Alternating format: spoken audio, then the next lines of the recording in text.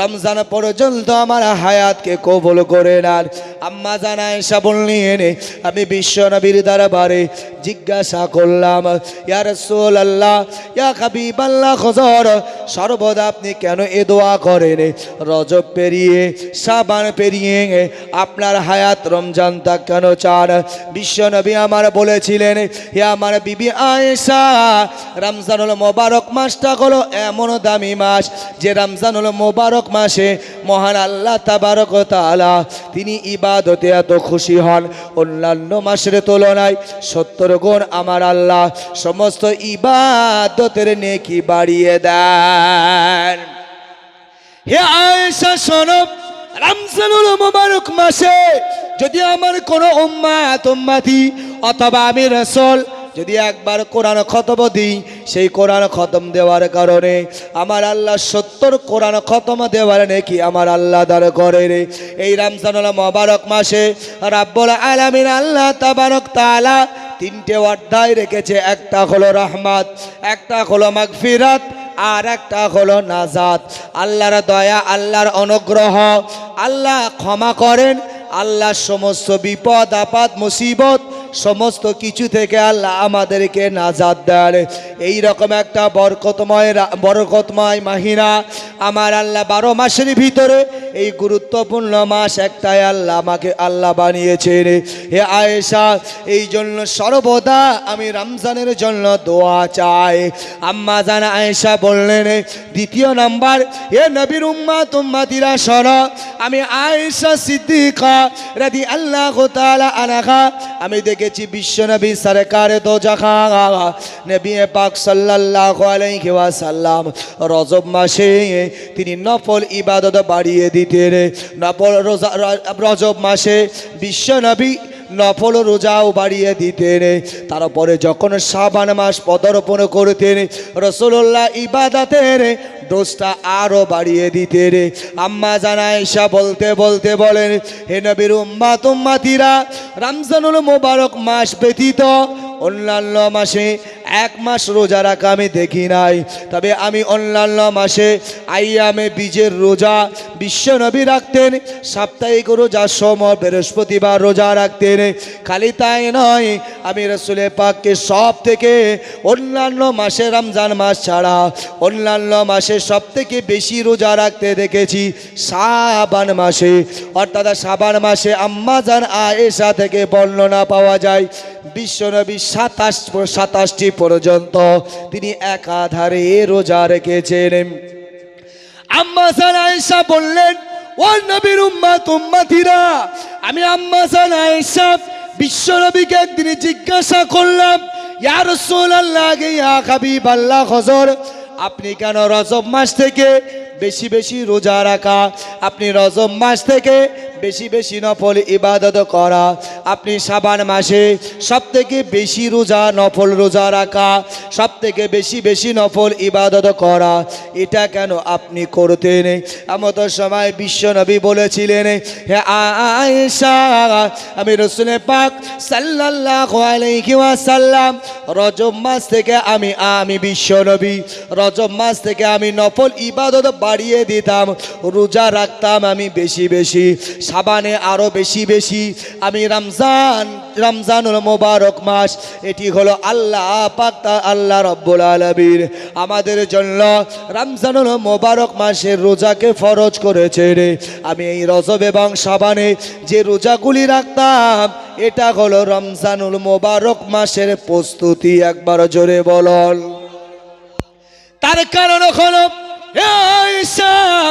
রজব এবং শাবানে আমি যদি রোজার প্রস্তুতি, রোজার প্র্যাকটিস করি, আমি যদি ইবাদতের প্র্যাকটিস করি, রমজানুল মোবারক মাসে আমি রাসূলের পাক সাল্লাল্লাহু আলাইহি ওয়াসাল্লাম আমার জন্য ইবাদত করা সহজ হবে, রোজা রাখা সহজ হবে। এই জন্য আমি বিশ্ব নবী রজব শাবানে রমজানের প্র্যাকটিস, রমজানের প্রস্তুতি নিতাম। ভাই আমার, দোস্ত আমার, কারণ রমজানুল মোবারক মাস আমাদের সম্মুখে আর কয়েকটা দিনই পরে চলে আসছে। মহান আল্লাহ তাবারক ওয়া তাআলা কোরআনে কারীমে বললেন, ইয়া আইয়ুহাল্লাযীনা আমানু কুতিবা আলাইকুমুস সিয়াম কামা কুতিবা আলাল্লাযীনা মিন ক্বাবলিকুম লাআল্লাকুম তাত্তাকুন। হে ঈমানদারেরা, আমি রব্বুল আলামিন আল্লাহ তাবারক তাআলা জানিয়ে দিলাম, আমি দুনিয়াতে 1 লাখ মতান্তরে 2,24,000 নবী রসুল প্রেরণ করেছি। সমস্ত নবী রসুলের উম্মাতিদের জন্য আমি আল্লাহ রোজাকে ফরজ করেছিলাম। কিন্তু মনে রাখতে হবে, এই যে রমজানুল মোবারক মাসের রোজা আল্লাহ আমাদের জন্য ফরজ করেছে, এই রমজানুল মোবারক মাসের রোজা কিন্তু অন্যান্য নবী রসুলের উম্মাতির জন্য ফরজ ছিল না। ভাই আমার, দোস্ত আমার আপনার নবীর উপরে যখন এই রমজানুল মোবারক মাসের রোজাকে ফরজ করা হয় নাই, তার আগে বিশ্ব নবীর উপরেও রোজা ফরজ ছিল। সেই রোজাটি ছিল মাহে মুহররম মাসের 10 তারিখ, যেটাকে আশুরার দিন বলা হয়। এই আশুরার দিনে রোজাকে আগে ফরজ বানানো হয়েছিল। এই রমজানুল মোবারক মাস যেটি হলো উম্মতের জন্য বিশ্বনবী সরকারে দো আলম নবীজি সাল্লাল্লাহু আলাইহি ওয়াসাল্লাম বললেন, হে আমার উম্মতিরা, এটা হলো আমার উম্মতির জন্য স্পেশাল। যদি রমজানুল মোবারক মাস তারা হক হুকুক যদি আদায় করে, তারা যদি রমজানুল মোবারক মাসে রোজাটা রাখতে পারে, আমি বিশ্বনবী জানিয়ে দিলাম, হে আমার উম্মতিরা, তোমরা রমজানুল মোবারক মাসে একেবারে নিষ্পাপ শিশুর নাই, তোমরা মাসুম বেগুনাহ হয়ে যাবে।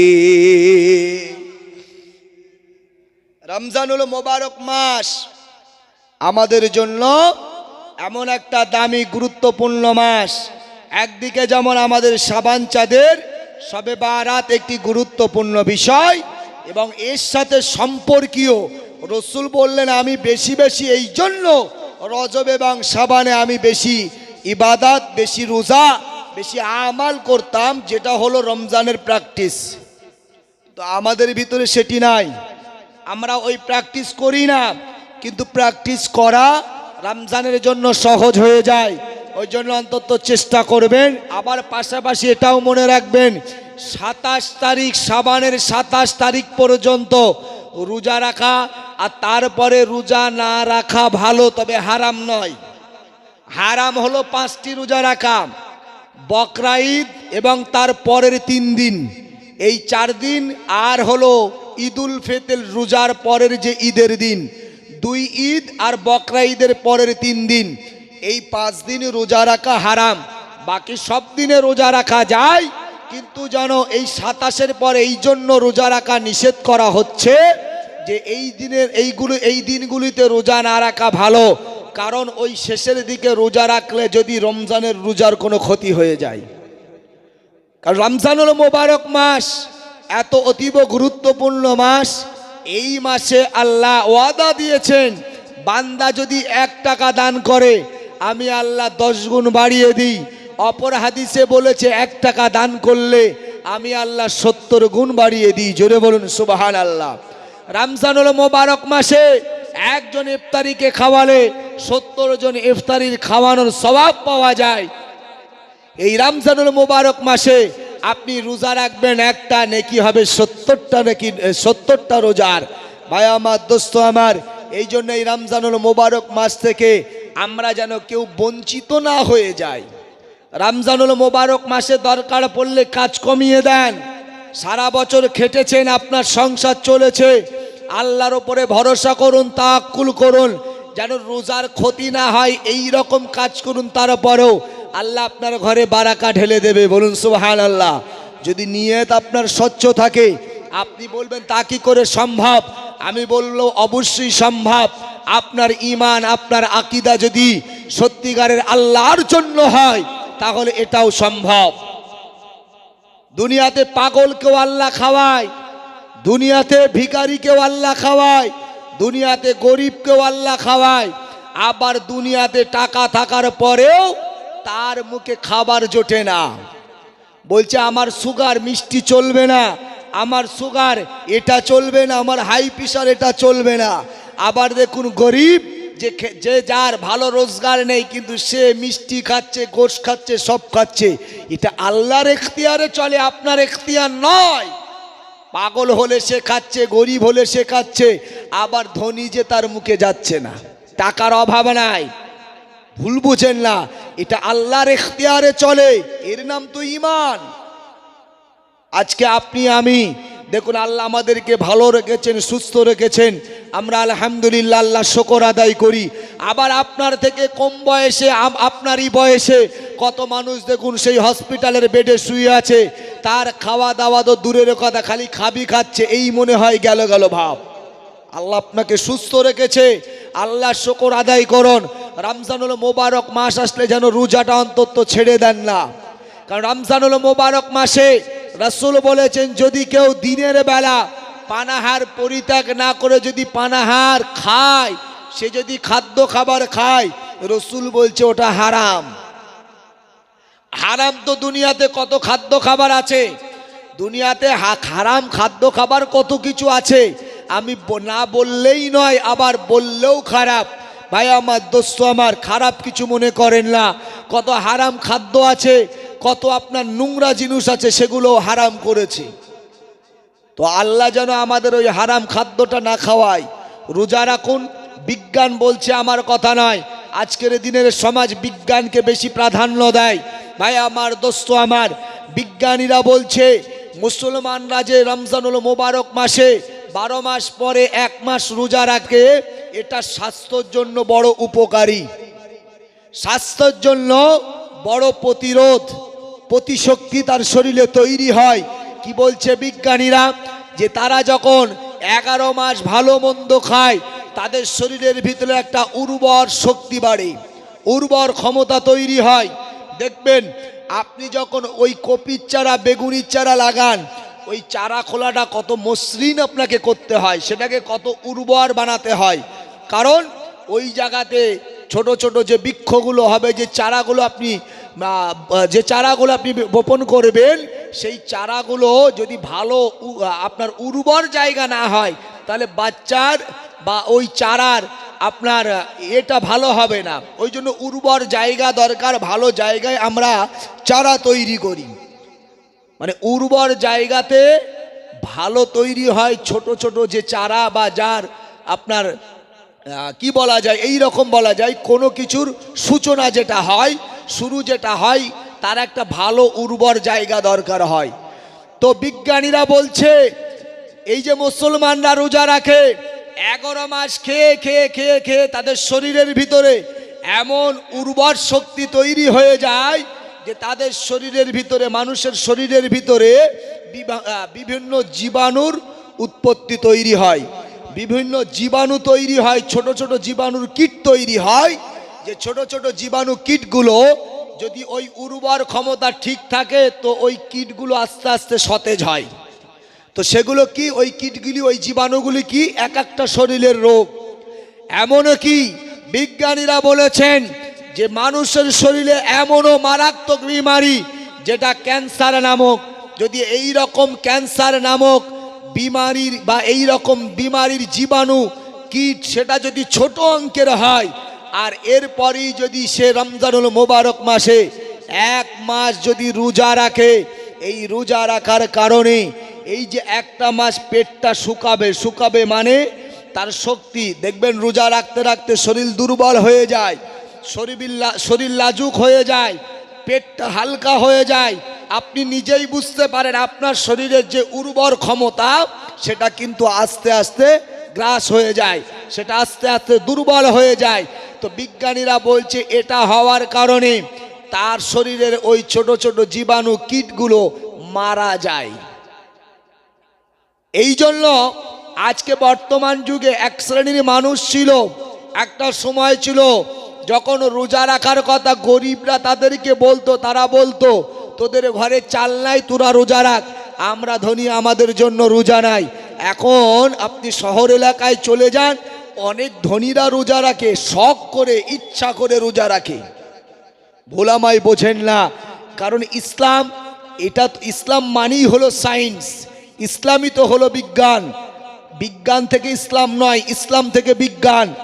আজ আপনি দেখুন বিজ্ঞানীরা ইসলামকে নিয়ে রিসার্চ করছে। আজকে আমি আপনাকে একটা খুব সুন্দর ইম্পর্টেন্ট একটা রোগের ঔষধের কথা বলে যাই।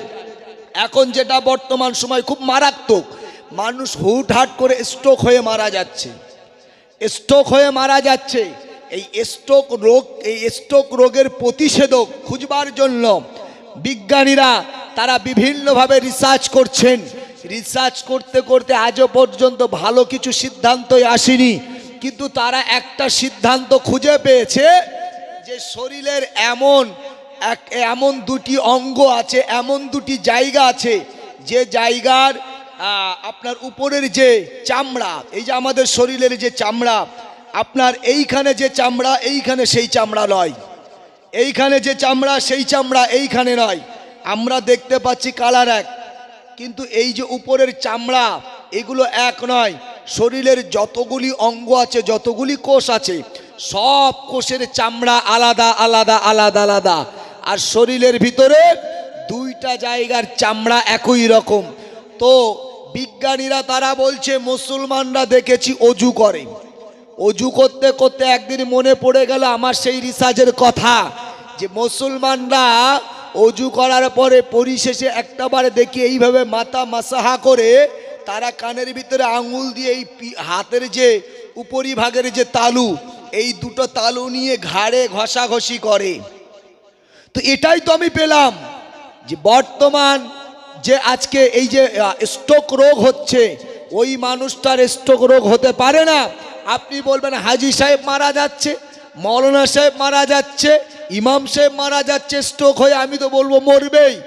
আপনি তার অজু কোন কোয়ালিটি সেটা তো আপনি দেখেননি, আপনাকে দেখতে হবে ওটাই। রাসূল পাক সাল্লাল্লাহু আলাইহি ওয়াসাল্লাম যে তরিকায় আমাদেরকে শিখিয়েছেন, নবী সাহাবী একজন চলে গেলেন একটা এলাকায়, সেখানে একজন নামাজ পড়ছেন। রাসূলের সাহাবী বললেন, এ সাহাবী তুমি কতদিন ধরে নামাজ পড়ছো? বলছে আমি অনেক দিন যাবত নামাজ পড়ছি। বলছে আমি আল্লাহর কসম বলছি, রসুল যে নামাজ পড়েছেন, যে নামাজ পড়তে বলেছেন, সে নামাজ তোমার হয় নাই। রসুলের তরিকায় হতে হবে। রসুল যেভাবে আমাদের ঘাড় মাসাহা করতে বলেছে, আমরা তো খালি শীতের সময় একটু করে ব্যাস এই হয়ে গেল। তো আপনার মনে রাখতে হবে, বিজ্ঞানীরা বলছে, দেখেছি রিসার্চের ভিতরে উঠে এসেছে, একমাত্র স্ট্রোক রোগের প্রতিষেধক হলো যদি ঘাড়ের এই চামড়া আর এই হাতের এই উপরিভাগের তালু, এটা যদি দিনে কয়েকবার যদি ঘর্ষণ করা হয়, কয়েকবার যদি এইভাবে লাগানো হয়, ওই মানুষটার কখনো স্ট্রোক রোগ হতে পারে না। জোরে বলুন সুবহানাল্লাহ। তারা বলছে স্ট্রোক রোগের একমাত্র প্রতিষেধক হলো এই দুটো চামড়ার ঘর্ষণ। ওই জন্য আমি একটা কথা আপনাকে বলি, যখন দেখবেন খুব টেনশন বাড়ছে, যখন দেখবেন আপনার এরকম একটা কিছু ফিলিংস মনে হচ্ছে, অন্তত বারবার এই পিঠের আপনার হাতের এই তালুটা অন্তত বারবার এইভাবে একটু লাগাবেন, বারবার এইভাবে আপনি একটু মাসাহা করবেন। আল্লাহ চাহে তো দেখবেন আপনি হয়তো অন্তত ওই বিপদ হলেও আল্লাহর কাছে এই কামনা আর আপনি এই শেফা আপনি যদি গ্রহণ করেন, তাহলে হয়তো আল্লাহ আপনার এই রকম রোগ থেকে আপনাকে বাঁচাতে পারে। তো ভাই আমার, দোস্ত আমার, চলুন আমি আলোচনা করতে করতে অনেক দূরে চলে এসেছি। আসলে ইসলামী হলো বিজ্ঞান, তাই এই রমজানুল মোবারক মাস আমাদের কাছে এসেছে একটা তোহফা। যেমন আপনার শারীরিক আপনার ব্যাধির জন্য যেমন উপকারিতা রয়েছে, তেমন এই রমজানুল মোবারক মাসে যদি রোজা রাখেন, আল্লাহ খুশি হয়ে যান। জোরে বলুন সুবহানাল্লাহ। কারণ আল্লাহ বলেন, হে দুনিয়ার মানুষ, দুনিয়াতে যত ইবাদত বান্দিগি আছে, নামাজ, হজ, যাকাত, দান, খয়রাত, কত বড় বড় ইবাদত আছে, আমি আল্লাহ সবাইকে ইনাম দেব, আবার রোজারও ইনাম দেব।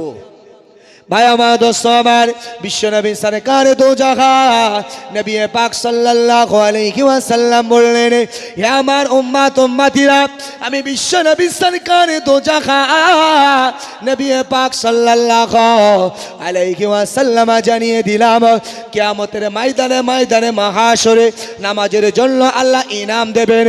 তবে সেই ইনামটা ফেরেশতাদের দ্বারা হে আমার উম্মত উম্মতি তোমাদের কাছে পৌঁছাবে।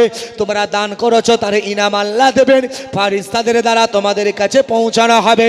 তবে হে আমার উম্মত উম্মতিরা, মনে রাখো রোজা হলো এমন একটা ইবাদত যে ইবাদতের ইনাম খোদ আল্লাহ নিজে হাতে তোমাদেরকে দেবেন।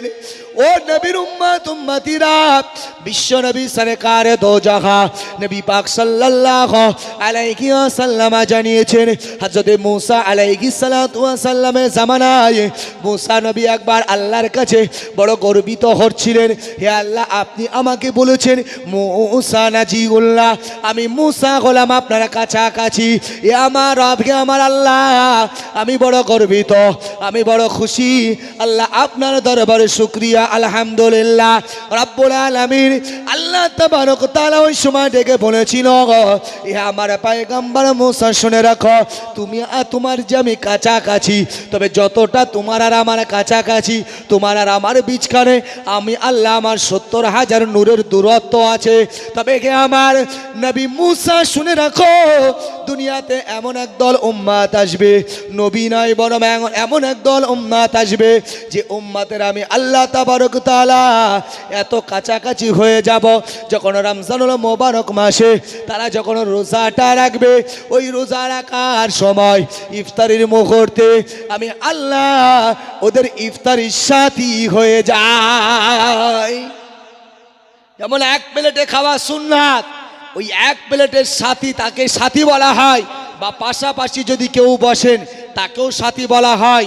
তো আল্লাহ আমাদের এত কাছাকাছি হয়ে যায়। ভাই আমার, দোস্ত আমার, কোরআনে কারিম আল্লাহ অন্যত্র জানিয়েছেন, নাহানু আকরাবু ইলাইহি মিন হাবলিল ওয়ারিদ। হে দুনিয়ার গোলাম, হে দুনিয়ার বান্দা, আমি আল্লাহ তোমাদের প্রতি এত খুশি। নবী মূসা আমাকে দেখার চেষ্টা করেছিল, নবী মূসার সাথে আমি বাক্য আলাপ করতাম, কিন্তু আমার সাথে 70,000 নূরের পর্দার এতটা ডিফারেন্স ছিল। কিন্তু বান্দা, আমি আল্লাহ তোমাদেরকে এত ভালোবাসি, তোমাদের ঘাড়ের রগের থেকেও কাছাকাছি থাকি। জোরে বলুন সুবহানাল্লাহ। ভাই আমার, দোস্ত আমার, তো সেই রমজানুল মোবারক মাস আসছে, সেই রমজানুল মোবারক মাসে তারাই হলো সব থেকে বড় দুর্ভাগা। রাসূল পাক সাল্লাল্লাহু আলাইহি ওয়াসাল্লাম তিনি একদিন মসজিদুল নববী শরীফের মেম্বারে প্রথম ধাপে পা রাখলেন, বলে উঠলেন আমিন। জোরে বললেন। দ্বিতীয় মেম্বারে উঠলেন, আবার বললেন আমিন। তৃতীয় মেম্বারে উঠলেন, আবার বললেন আমিন। রসুল 3 বার আমিন বললেন। এটা অন্যান্য দিনের তুলনায় একটু ব্যতিক্রম, রসুল এইরকম কোনোদিন বলেননি। ভাই আমার, দোস্ত আমার, এবার সাহাবারা জিজ্ঞাসা করলেন, ইয়া রাসূলুল্লাহ, ইয়া হাবিবাল্লাহ, হুজুর আপনার কাছে আমাদের জিজ্ঞাসা। এর উপরে আপনি মসজিদুল নববীর মেম্বারে আপনি একাধিকবার উঠেছেন, তবে কোনোদিন আমরা এমনটা দেখি নাই আপনি প্রথম মেম্বার, দ্বিতীয় মেম্বার, তৃতীয় মেম্বার আপনি আমিন আমিন আমিন বলেছেন। ইয়া রাসূলুল্লাহ, ইয়া হাবিবাল্লাহ, হুজুর আমাদের জিজ্ঞাসা একবার দয়া করে বলুন, কেন আপনি আমিন বললেন? বিশ্বনবী আমার ওই সময় সাহাবাদেরকে ডেকে বললেন, ইয়া আমার সাহাবারা, শুনে রাখো, আমি যখন প্রথম মেম্বারে পা রাখি, ওই সময় দেখতে পাই জিবরিল আমিন বলতে লাগেন, ইয়া রাসূলুল্লাহ, ইয়া হাবিবাল্লাহ, হুজুর যারা আপনার নামটা শুনলো মুহাম্মাদুর রাসূলুল্লাহ বা কেউ পড়ল আর সে সাল্লাল্লাহু আলাইহি ওয়াসাল্লাম এই দরুদটা সে পেশ করলো না, ইয়া রাসূলুল্লাহ, ইয়া হাবিবাল্লাহ, হুজুর আপনার ওই সমস্ত উম্মত উম্মতি ধ্বংস হয়ে যাক। আর আমি রাসূল পাক শুনবার সাথে সাথে বলেছিলাম আমিন, আমি একমত। নবীর নাম যখন শুনবেন সাল্লাল্লাহু আলাইহি ওয়াসাল্লাম, এটা হলো শর্ট দোয়া, ছোট্ট দোয়া। আমি আর লম্বা চওড়া করবো না, টাইমের দিকে আমি খেয়াল রেখে আলোচনা শেষ করব। আমি জ্বর অবস্থায় জলসা করছি, আমার শরীরের ভিতরেও তেমন টেম্পার নেই। যাই হোক, চলুন। তো সাল্লাল্লাহু আলাইহি ওয়াসাল্লাম, এটা আপনার আমার পড়া, না পড়লে রসুলের বদদুয়া আপনি আমি ধ্বংস হয়ে যাব। রসুল দোয়া চাইলে সে দোয়ায় উম্মাত ধ্বংস হবে না। রসুল আল্লাহর কাছে হাত তুলে দোয়া চাইছেন, রসুলুল্লাহ হাত তুলে দোয়া চাওয়ার পরে হাত নামানোর আগে রসুলের দোয়া কবুল হয়ে যায়। জোরে বলুন সুবহানাল্লাহ। কখনো আল্লাহ বলেছেন হাবিব হাত তোলার কোনো দরকারই ছিল না, আপনি খালি মনে মনে তামান্না করতেন, আমি আল্লাহ দিয়ে দিতাম। জোরে বলুন সুবহানাল্লাহ। মায়া মা দোস্ত আমার, বিশ্বনবী আমার বললেন, ইয়া মাসা আমার শুনে রাখো, আমি রাসূল পাক সাল্লাল্লাহু আলাইহি ওয়াসাল্লাম আমি যখন দ্বিতীয় মেম্বারে পা দিলাম, আবার তৃতীয় মেম্বারে পা দিলাম, যদিও ইম্পর্টেন্ট দ্বিতীয় মেম্বারে পরে বলছি, তৃতীয় নম্বরে হাদিসটা পূর্ণাঙ্গ করার জন্য বিশ্বনবী আমার বললেন, আমি দেখতে পাই জিবরিল আমিন এসে আমাকে বলছেন, ইয়া রাসূলুল্লাহ, ইয়া হাবিবাল্লাহ, যারা দুনিয়ার জমিনে যারা আব্বা মা পেল, দুনিয়াতে যাদের আব্বা মা হায়াতে আছে আর এই আব্বা মাকে খুশি রাখতে পারলো না, আব্বা মা ওই সমস্ত সন্তান সন্ততিদের প্রতি নারাজ, আমি জিবরিল আমিন আমি বদদুয়া করলাম, ইয়া রাসূলুল্লাহ, ইয়া হাবিবাল্লাহ, হুজুর দুনিয়ার ওই ছেলেরা ওই মেয়েরা তারা ধ্বংস হয়ে যাক, আমিও বিশ্বনবী জিবরাইলের ওই কথায় একমত। ওই সমস্ত আমার উম্মতি যারা বাপ মা পেল, এত বড় নিয়ামত যে বাপ মা তার জন্য সারা জীবনটা বিলীন করে দিল, মায়ের মুখের আহারটা মা না খেয়ে সন্তানের মুখে তুলে দিল, সেই মা কি যারা খারাপ ব্যবহার করলো, বাপের সাথে যারা খারাপ আচরণ করলো, রসুল আর একটা ভাগিয়ে অন্য আরেকটি হাদিসে রসুল বললেন, হোমা জান্নাতুকা ওয়া নারুকা, এ দুনিয়ার উম্মতিরা মনে রাখো, তুমি নামাজি হতে পারো, রোজাদার হতে পারো, হাজি হতে পারো, ইমাম হতে পারো, আলেম হতে পারো, যে দরেরই মানুষ তুমি হও না কেন, আমি বিশ্বনবী জানিয়ে দিলাম, মা বাপ তোমাদের নারাজ তো দুনিয়াতেই তোমরা জাহান্নাম অর্জন করে নিয়েছ, আর মা বাপকে খুশি রাখতে পেরেছ, যে দরেরই মানুষ হও না কেন, আমি রসুল জানিয়ে দিলাম তোমরা দুনিয়াতেই জান্নাত অর্জন করে ফেলেছ। ভাই আমার, দোস্ত আমার, এবার বিশ্বনবী আমার বললেন, তৃতীয় নাম্বার শোনো, আমি আর একবার আমিন বলেছিলাম, আর রাসূল পাক বললেন, যখন জিবরিল আমিন এসে আমাকে বললেন, ইয়া রাসূলুল্লাহ, ইয়া হাবিবাল্লাহ, হুজুর যে রমজানুল মোবারক মাস আপনার উম্মতির জন্য স্পেশালি আল্লাহ দান করেছে, যে রমজানুল মোবারক মাসে 1 টাকা দান করলে আল্লাহ 70 গুণ বাড়িয়ে দিয়েছেন, যে রমজানুল মোবারক মাসে ইবাদতের গুনাহগুণ 70 গুণ বাড়িয়ে দিয়েছে, আর সেই রমজানুল মোবারক মাস পেল আর আপনার উম্মতি সেই রমজানের হক হুকুক আদায় করতে পারল না, আর সেই রমজানুল মোবারক মাসে তার জীবনের গুনাহ খাতাগুলি মাফ করাতে পারল না, সে পাপী হয়ে রইল। ইয়া রাসূলুল্লাহ, ইয়া হাবিবাল্লাহ, হুজুর আপনার ওই সমস্ত উম্মতিরা ধ্বংস হয়ে যাক। বিশ্বনবী আমার বললেন, হে আমার উম্মতিরা, এই সমস্ত রমজানুল মোবারক মাসে যে উম্মতিরা তারা তাদের গুনাহ মাফ করাতে পারল না, আমি রসুল তাদের প্রতি খুশি নয়, বরং আমি রসুল চাই তারা ধ্বংস হয়ে যাক।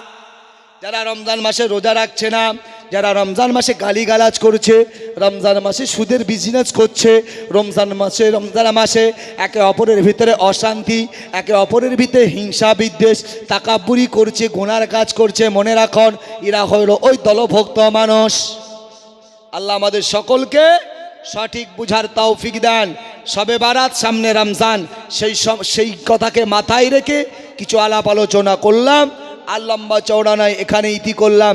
11টার মধ্যে শেষ করার কথা ইনশাল্লাহ, হয়তো তবু তার থেকে 2-5 মিনিট একটু এদিক ওদিক হয়ে যেতে পারে, কেউ কিছু মনে করেন না।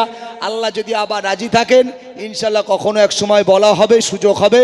আল্লাহ আমাদের সকলকে বলা শোনার থেকে বেশি বেশি আমল করার তৌফিক দেন। সকলে বলি আল্লাহুম্মা আমিন। আসুন আমরা সকলে নবী পাকের মহব্বতে আল্লাহ পাকের সম্মুখে দাঁড়িয়ে সালাতু সালাম পড়ি। ইয়া নবী সালামুন,